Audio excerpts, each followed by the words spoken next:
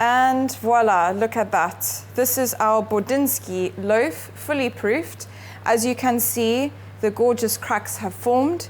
And this is why we mentioned earlier that it's really, really important to make sure you put a nice heavy dust of that flour on top.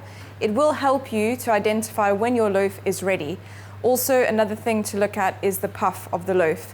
Before we put it for the proving, we noticed it was below the tin. Now, it's certainly above the tin, and you can see it's got a nice puff to it. I would say that is at least an inch in rising.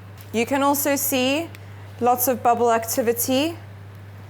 Very nice. It smells aromatic as well, and we are ready to go in our oven.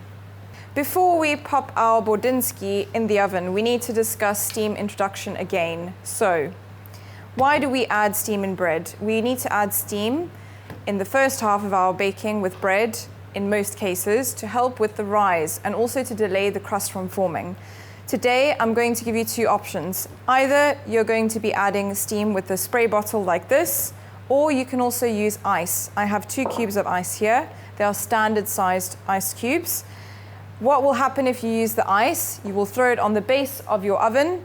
It's very hot, it will melt and create nice steam in your cavity.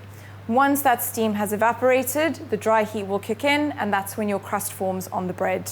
If you add too much steam, it might not be a good thing, so if in doubt, just use 1 or 2 ice cubes. It should be enough. We're now going to be loading our Borodinski in the oven. And as I said earlier, you're just throwing your ice cubes in the base like that, closing the door and setting a timer. We will be baking for 40 to 45 minutes. Make sure you do put a timer on.